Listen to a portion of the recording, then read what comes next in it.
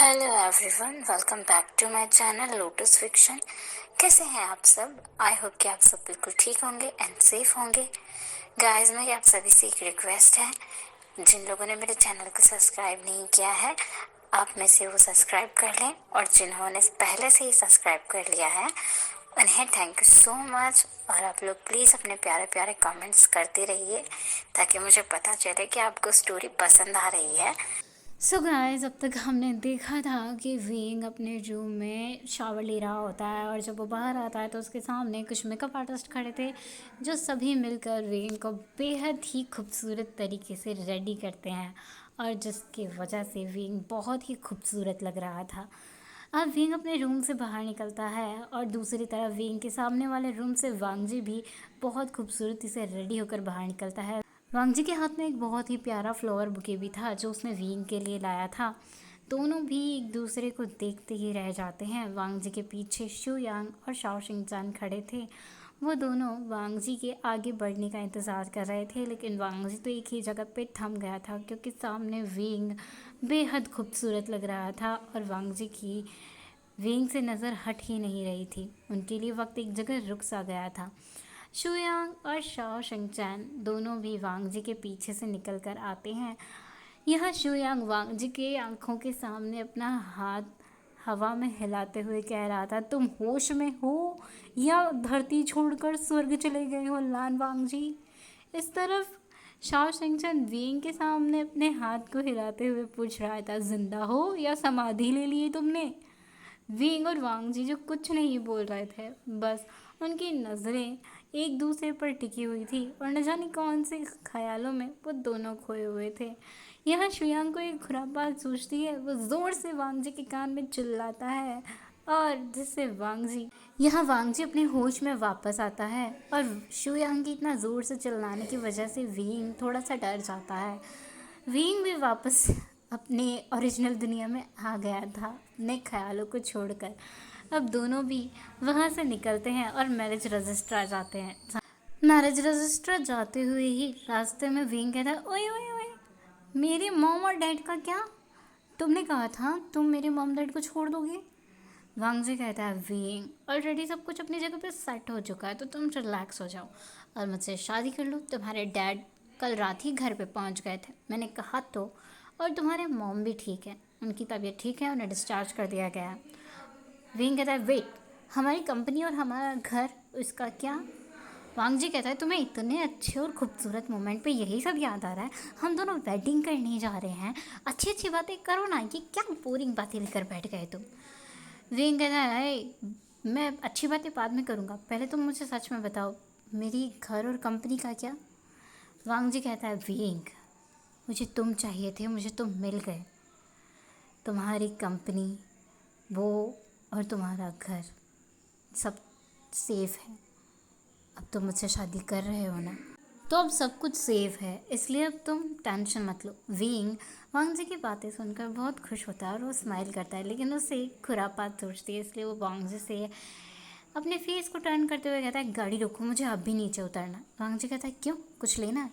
Wing कहता है, नहीं, तुमने बस मेरी सब चीज़ों को रिलीज़ कर दिया, अब मुझे मेरे घर जाना है, मैं कोई तुमसे शादी नहीं करने वाला। ये सुनने के बाद जैसे वांगजी पर एक पागलपन और जुनून सवार हो गया था। इतनी सी बात वांगजी को सुनते ही बेहद गुस्सा आ गया था, जैसे वो कोई साइकोपैथ हो। और वांगजी विंग को ज़ोर से खींचता है और कार में ही अपने नीचे लेटा लेता है और विंग से कहता है, तुम्हें क्या लगता है कि इतनी आसानी से तुम जाओगे? तुम इतनी आसानी से नहीं जा सकते। तुमसे शादी करने के लिए अगर मुझे तुम्हारे साथ ज़बरदस्ती और गलत भी करना पड़े ना, तो मैं वो करूँगा। मुझे बिल्कुल भी बर्दाश्त नहीं है कि तुम मुझसे दूर जाओ। विंग एक सेकंड के लिए डर गया था वांगजी को ऐसे देखकर, लेकिन विंग को पता था कि वांगजी का बिहेवियर ऐसा नहीं है, ज़रूर तो कुछ गड़बड़ है। विंग वांगजी को शांत करने लग जाता है। वांगजी बहुत मुश्किल से शांत होता है और विंग उसे समझाने लगता है कि ये मजाक था, वांगजी प्लीज़ शांत हो जाओ। वांगजी शांत तो हो गया था, लेकिन अब उसे खुद पर गुस्सा आ रहा था। पता नहीं क्यों वो विंग के इस छोटे से बात पर इतना गुस्सा हो गया, जबकि उसे ये पता था कि ये मजाक है। विंग बहुत डरा सहमा और थोड़ी देर तक चुप बैठा ही रहता है। विंग बहुत देर तक सोचते रहता है कि वांग जी के साथ कुछ तो प्रॉब्लम है, जो ये इतनी छोटी छोटी बात पर इतना ज़्यादा गुस्सा कर रहा है। लेकिन प्रॉब्लम है क्या, पता तो लगाना पड़ेगा। अब इतनी ही देर में ये दोनों मैरिज रजिस्टर पहुंच जाते हैं। तो विंग और वांग जी अपने डॉक्यूमेंट्स पे सिग्नेचर करते हैं, मैरिज कॉन्ट्रैक्ट साइन करते हैं, अपने अपने मैरिज सर्टिफिकेट लेते हैं और उसके बाद वो लोग वहाँ से निकलते हैं। अपनी वेडिंग के बाद ही विंग और वांग जी दोनों घर जाने वाले थे, पर रास्ते में विंग कहता है मुझे मॉम और डैड से भी मिलना है। वांग जी कहता है कल मिल लेना, पर विंग जिद करता है नहीं आज मिलना है, अभी मिलना है, चलो। वांग जी विंग की बात को मना नहीं करता, वो विंग को उसके पेरेंट्स से मिलाने ले जाता है। वांग जी बाहर ही कार रोक कर खड़ा हो जाता है और स्माइल करते हुए विंग से कहता है जाओ मिलकर फटाफट आ जाना, मैं ज़्यादा देर वेट नहीं करना चाहता क्योंकि आज हमारा पहला दिन है शादी के बाद और मैं तुम्हें बहुत कुछ दिखाना चाहता हूँ। विंग कहता है तुम भी चलो। वांग जी वो वहीं बैठा रहता है और कहता है बिल्कुल भी नहीं, मुझे नहीं जाना, तुम ही जाओ। पर विंग उसे ज़बरदस्ती खींचते हुए ले जाता है। विंग के पेरेंट्स जो घर में बैठे हुए थे और टीवी पर न्यूज़ देख रहे थे, बहुत सारी खबरें वांग जी के बारे में चल रही थी। वांग जी की वेडिंग का सारा सोशल मीडिया पर चर्चा चल रहा था और उसको लेकर काफ़ी सारे डिबेट्स चल रहे थे, पर किसी को भी ये नहीं पता था कि वांग जी शादी कर किससे रहा है, उसका ओमेगा है कौन। विंग के मॉम डैड को पता था बस कि वांग जी शादी किससे कर रहा है, उनके अपने बच्चे से। इतने में ही उनके घर की डोरबेल बज गई थी और यहाँ विंग की मॉम जाकर डोर ओपन करती है। विंग वांग जी के साथ खड़ा हुआ था। विंग को देखकर तो मैडम यूँ खुश हो जाती हैं, लेकिन विंग के पीछे वांग जी को देखकर वो डर जाती हैं। यहाँ विंग के डैड वो इस वक्त वांग जी और विंग को देखकर समझ नहीं पा रहे थे कि वो क्या रिएक्ट करें। उन्हें विंग पर गुस्सा भी आ रहा था और वांग जी से डर भी लग रहा था, क्योंकि उन्हें अच्छे से पता चल गया था कि लैन वांग जी है कौन और वो कितनी पावर रखता है। अब वांग जी वो घर के अंदर आकर चुपचाप एक काउच पर बैठ जाता है। यहाँ विंग की मॉम विंग से बातें करने लगती है, उसके बारे में उससे पूछती हैं। विंग भी बताता है कि वो 2 दिन में उसने क्या कुछ किया और आज उसने शादी कर ली है। विंग की मदर खुश होती हैं, लेकिन विंग के फादर अभी भी खुश नहीं थे। विंग के फादर वो बस चुपचाप इन तीनों को देख रहे थे। विंग अपने फादर से बात करने की कोशिश करता है, तो विंग के फादर कहते हैं चले जाओ यहाँ से, तुम्हारे यहाँ कोई काम नहीं है, तुम्हें जो अपने मन मर्जी का करना था तुम कर चुके हो, आज के बाद तुम इस घर में वापस मत आना। विंग विंग की मदर उन्हें बोलने की कोशिश करती है, लेकिन जियांग वांग म्यान सुनने को तैयार नहीं होते। वांग जी ये सुनने के बाद गुस्से में आ जाता है और वो कहता है आप अपनी लिमिट क्रॉस कर रहे हैं फादर इन लॉ, और वैसे भी विंग को यहाँ पे रुकने नहीं आया है, बस पहली और आखिरी बार आप लोगों से मिलने आया है। इसके बाद तो मैं विंग को कभी यहाँ आने ही नहीं दूंगा। विंग कहता है लानजन। वांग जी कहता है तुम यहाँ नहीं आओगे, अगर तुम्हारे मॉम, तुम्हारे फ्रेंड्स, तुम्हारे ब्रदर्स तुमसे मिलना चाहें तो वो हमारे घर आ सकते हैं, लेकिन तुम यहाँ नहीं आओगे वापस। विंग कहता है पर वांग जी विंग को अपने क्लोज खींचता है और उसकी आंखों में आंखें डालकर देखते हुए कहता है मैंने कहा ना, चलो घर चलना। विंग का बिल्कुल भी मन नहीं था जाने का, वो उदास था, लेकिन वांग जी उसे ले जाता है क्योंकि उसे पता था विंग के फादर कुछ भी बोल देंगे और फिर से विंग को हर्ट होगा, और वांग जी बिल्कुल नहीं चाहता था कि उनके वेडिंग वाले दिन ही विंग को हर्ट हो। विंग वो भी आकर कार में बैठ जाता है। वांग जी और विंग अब घर आ गए थे।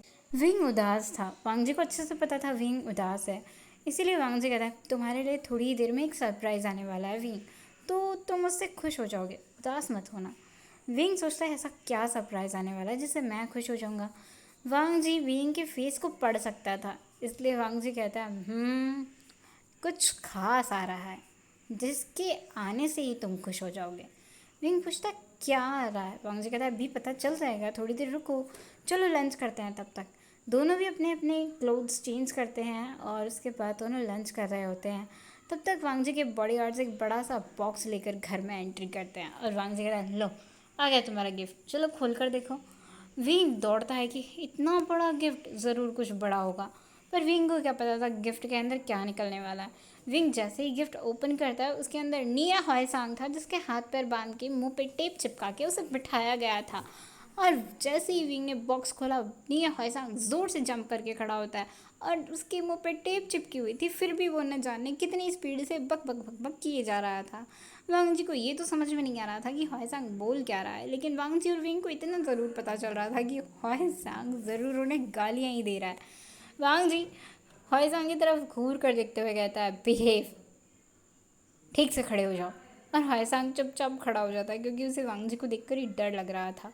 इधर विंग हंस हंस रहा था क्योंकि उसे पता था हायसांग की वांग जी से कितनी ज़्यादा बुरी हरकतें होती है, जिसकी वजह से ना वांग जी की हायसांग के साथ बनती है और ना हायसांग की वांग जी से।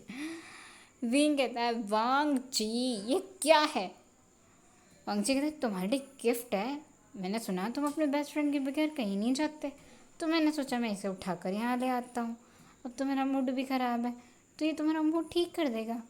हॉयसांग, जिसके मुंह पे टेप चिपकी हुई थी, वो अपने मन में गाली दे रहा था, यू बास्टर्ड, तुम्हें क्या मैं कोई मदारी लगता हूँ जो तुम मुझे अपने ओमेगा का एंटरटेनमेंट करने के लिए ले आए?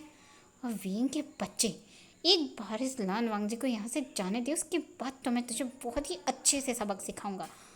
तूने शादी करी, मुझे बताया भी नहीं, ऊपर से इस खड़ूस लान वांगजी से शादी करी। तेरी भी बेटा शामत आएगी, रुक तू। यहाँ पर वांगजी इशारा करता है और उसके बॉडीगार्ड्स हॉयसांग के हाथ पैर खोल देते हैं और हॉयसांग अपने मुंह से टेप हटाता है। हॉयसांग तो बहुत जम के वींग को गालियां देने वाला था, लेकिन वांगजी को देखकर रुक जाता है। वांगजी वींग को अपने करीब करता है और उसके कान में कहता है, वैसे तुम्हारा दोस्त किसी चिड़ियाघर से आया है क्या? इसे पकड़ने के लिए मेरे 4 बॉडीगार्ड्स लगे।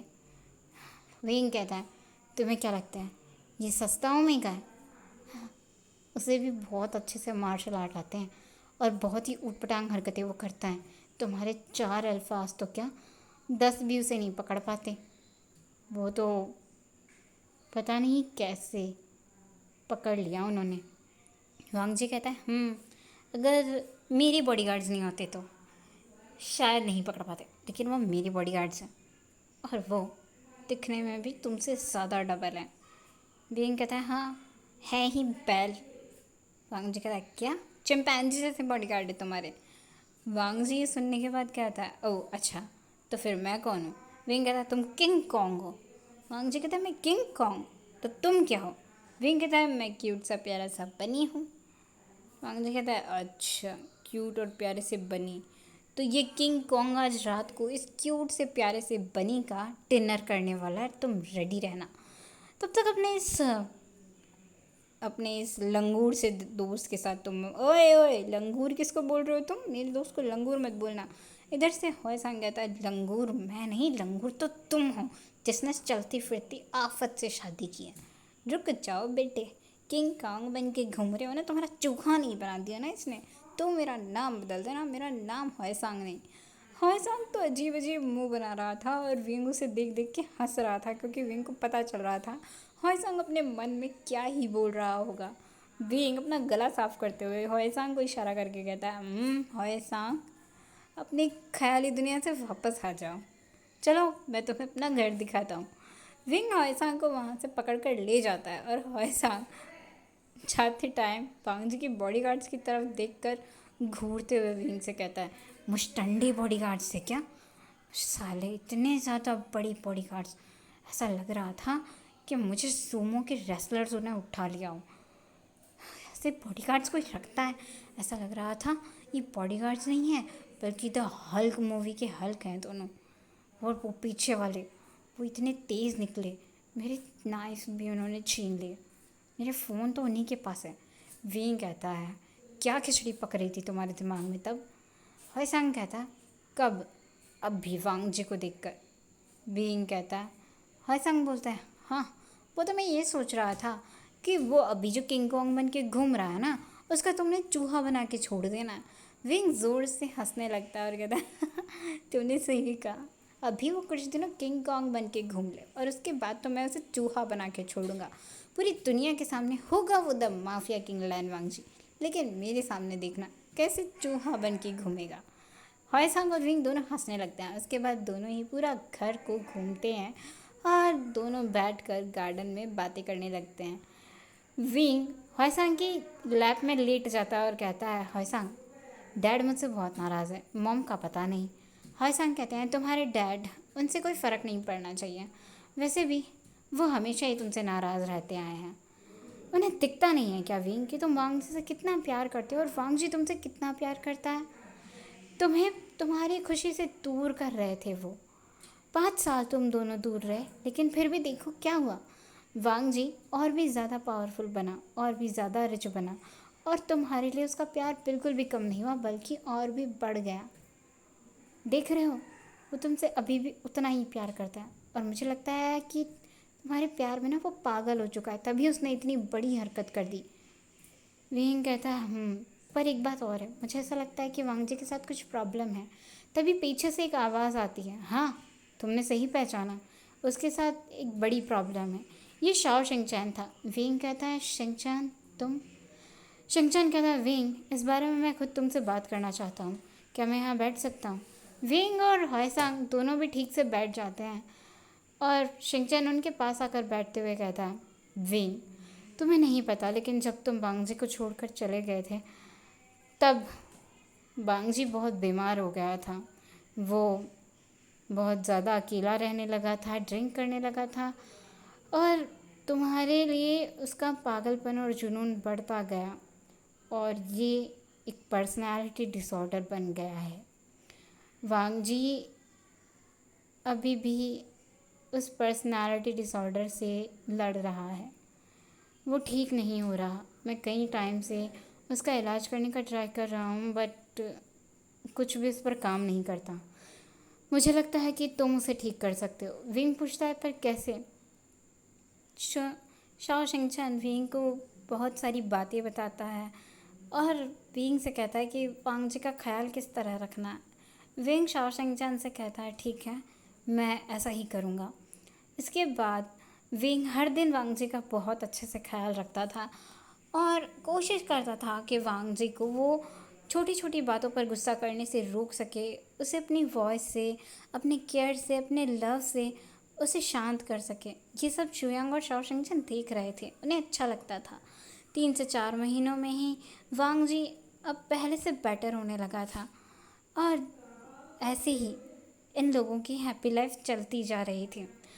अब 6 मंथ के बाद हमें दिखाया जाता है, यहाँ पर वांग जी, शाओ शिंगचैन, विंग, शुयांग, हायसांग ये पांचों बैठकर बातें कर रहे थे, और शिंगचैन बता रहा था, वांग जी पहले से काफ़ी बेटर हो, और हाँ आगे भी अपना ऐसे ही ख्याल रखना, और विंग तुम भी इसका आगे ऐसे ही ध्यान रखते जाना। विंग हाँ में सिर हिलाता है, शुयांग मुस्कुराते रहता है।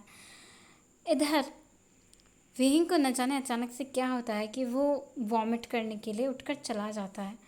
विंग को फिर से वॉमिट करते हुए जाता देखकर वांग जी शिंगचैन से कहता है, शिंगचैन ये विंग को पता नहीं 2-3 दिन से क्या हुआ है, ये जो भी खा पी रहा है सब इससे वॉमिट में निकल रहा है, खाने में से अजीब सी स्मेल आती है, प्लीज़ ज़रा इसे चेक कर दो। शिंगचैन बहुत खुश हो जाता है, और वो कहता है, ठीक है मैं विंग को चेक करके आता हूँ। शिंगचैन जाता है और विंग को चेक करता है, विंग जो वॉमिट कर रहा था। शिंगचैन शिंगचैन विंग से पूछता है, विंग क्या तुम ठीक हो? विंग कहता है, हाँ मैं ठीक हूँ, लगता है मैंने कुछ ज़्यादा ही उल्टी सीधी चीज़ें खाना शुरू कर दिया है, थोड़ा सा मुझे लिमिट में रहना होगा। शिंगचैन कहता है, वेल क्या मैं तुम्हारा चेकअप कर सकता हूँ, अगर तुम्हारी परमिशन हो तो। विंग परमिशन देता है, और यहाँ शिंगचैन विंग को चेक करता है, और उसके बाद शिंगचैन एक बड़ी सी स्माइल के साथ कहता है, विंग कॉन्ग्रेचुलेशन, तुम मॉम बनने वाले हो। विंग कहता है, क्या? शिंगचैन कहता है, हाँ तुम मदर बनने वाले हो। विंग कहता है, इतना जल्दी कैसे? शिंगचैन बहुत ज़ोर से हंसता है और कहता है, ये मुझे नहीं पता, जाके अपने अल्फा से पूछो। शिंगचैन और विंग दोनों बाहर आते हैं। विंग जो वॉमिट करने के बाद ठीक फील कर रहा था, यहाँ पे विंग बहुत कंफ्यूज था कि वो वांग जी को कैसे बताए। शिंगचैन विंग को देख रहा था, और विंग से कहता है, विंग बोलो ना, तुम्हें वांग जी को कुछ बोलना है। वांग जी कहता है, हाँ क्या बोलना है विंग बोलो। पर विंग कुछ बोल ही नहीं पा रहा था। विंग बस वांग जी के पास आकर बैठ गया था, और उसके कंधे पर अपना सर रख दिया था। वांग जी सोच रहा था, इससे क्या हुआ। वांग जी पूछता है, विंग क्या तुम्हें फीवर है? लेकिन विंग कुछ नहीं बोलता। विंग सोच रहा था वो कैसे बोले, लेकिन शिनचैन से रुका नहीं जाता और वो एक्साइटमेंट के मारे बोल ही देता है, कॉन्ग्रेचुलेशन वांग जी, तुम फादर बनने वाले हो। और वांग जी कहता है, क्या?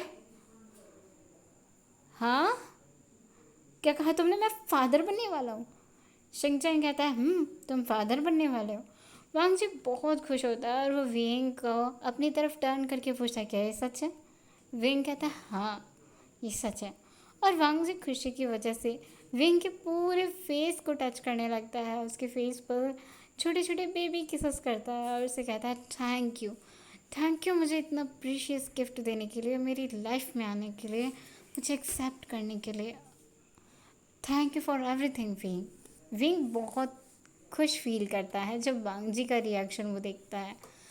दोनों भी बहुत देर तक एक दूसरे से हक करके बैठे रहते हैं और शिनचैन कहता है, तो ठीक है भाई, इसके चक्कर में एक पार्टी तो बनती है। वैसे भी अभी तक तो तुमने विंग से दोबारा शादी भी नहीं की है। विंग मुंह बनाते हुए कहता है, हटो मुझसे दूर, तुमने कहा था कि तुम मुझसे ग्रैंड सेलिब्रेशन वाले तरीके से शादी करोगे, लेकिन तुमने नहीं की। तुम तुम बहुत बुरे हो। वांग जी हंसता है और ब्लश करते हुए कहता है, ठीक है बाबा, हम लोग इसी मंथ फिर से वेडिंग करेंगे, ओके, और तुम्हारी मर्ज़ी से करेंगे और हमारे बेबी के लिए पार्टी भी रखेंगे। विंग कहता है, लेकिन इस बार की वेडिंग में सब लोग आएंगे। हाँ, पिछली बार की तुम्हारे बॉडीगार्ड्स और ये एक दो गुंडे नहीं चाहिए मुझे। वांग जी कहता है, हाँ हाँ ठीक है, तुम्हें जिसे बुलाना है उसे बुला लो, ठीक है, सब लोगों का तैयार करके रखो, मैं पार्टी का अरेंजमेंट करता हूँ। शुयांग और वांग जी वहाँ से चले जाते हैं। विंग खुश होता है, एक्साइटेड होता है। हुआई सांग विंग को जाके ज़ोर से हक करता है और शिनचैन उसे दूर करते हुए कहता है, बेवकूफ़, इसे इतना ज़ोर से हक मत करो। शो नेहा हुआई सांग कहता है, ओह हाँ सॉरी सॉरी, मैं भूल गया था।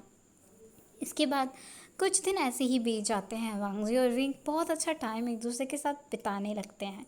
यहाँ पर वांग जी की फैमिली को इन्फॉर्म कर दिया गया था। वांग जी की फैमिली में उसके मॉम डैड और उसके बड़े भाई बहुत खुश थे। वो लोग भी यहाँ पर आते हैं और विंग से मिलते हैं। आजकल सभी लोग विंग के साथ टाइम स्पेंड किया करते थे और वेडिंग की पार्टी की तैयारियाँ भी चल रही थी।